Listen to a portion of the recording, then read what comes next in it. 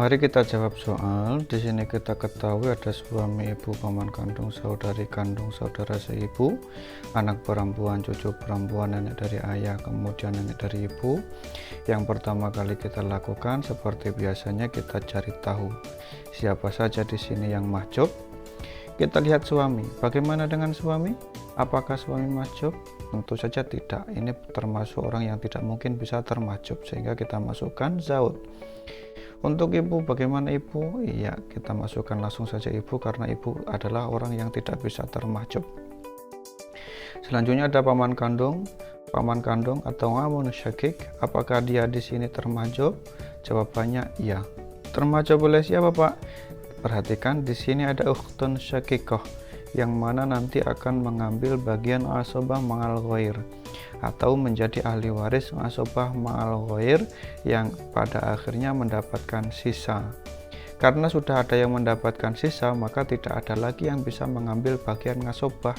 Nah, amun syakik merupakan ahli waris laki-laki yang bagiannya hanya ngasobah. Selanjutnya, saudari kandung, apakah dia termahjub? Tentu saja tidak ya. Di sini tidak ada yang mewajibkan ukhtun syakikoh. Kemudian saudari si ibu, bagaimana? Mahjub. Oleh siapa yang memahjubkan? Yang memahjubkan saudara si ibu adalah cucu perempuan, anak perempuan, atau garis besarnya seluruh furuk merupakan ahli waris yang dapat memahjubkan saudara seibu atau saudari seibu, termasuk juga usul dari laki-laki seperti ayah dan kakek. Kita lanjutkan, anak perempuan, ya, dia masuk dalam bingkai ahli waris. Selanjutnya cucu perempuan juga demikian. Nenek dari ayah, apakah termahjub? Jawabannya iya. Termahjub oleh siapa? Perhatikan di sini ada Kalau ada maka nenek tidak ada yang bisa mendapatkan warisan. Di sini juga demikian, nenek dari ibu mahjub. Berikutnya mari kita rapikan. Di sini jawaban sudah rapi. Di sini ada zaud ukhtun syakikoh, bintun, bintu ibnin. Berapa bagian masing-masing untuk zaud? Karena di sini ada furuk, ada bintun, ada bintu ibnin, bagiannya adalah 1/4. Untuk 1/6 karena ada furuk.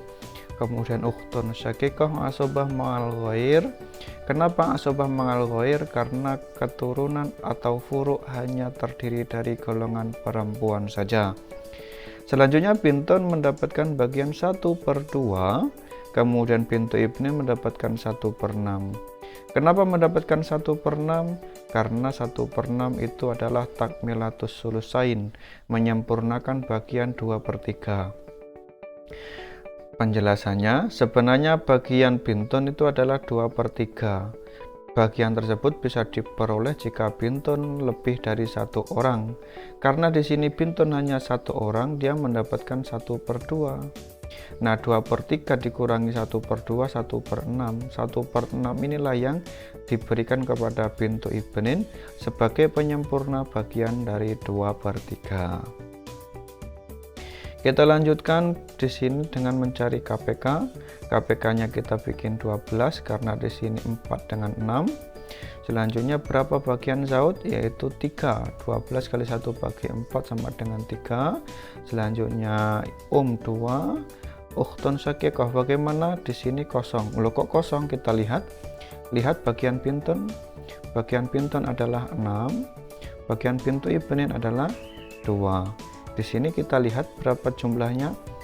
2 ditambah 2 ditambah 3 ditambah 6 sama dengan 13. Maka di sini dari 12 tidak ada sisa. Karena tidak ada sisa, maka bagian ahli waris ngasobah tidak mendapatkan bagian sama sekali. Selanjutnya di sini 13, perlu diketahui bahwa ternyata kasusnya aul, yaitu dari 12 naik menjadi 13. Maka untuk membagi harta kita gunakan nilai 13, bukan nilai 12. Selanjutnya kita perhatikan berapa tadi hartanya. Hartanya adalah 55 juta. Kita bagi 13 sama dengan 4.230.769, sekian. Nilai ini kita gunakan untuk dikalikan kepada jumlah saham masing-masing. Jumlah 4 juta sekian dikali 3 sama dengan 12.692.307 sekian. Ini bagiannya daripada Zaud. Kemudian 4 juta sekian dikali 2 sama dengan 8 juta sekian.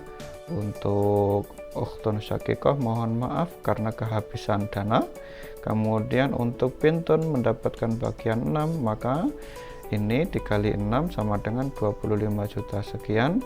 Untuk Bintu Ibnin ini dikali 2 sama dengan 8 juta sekian, sama seperti tadi di atas.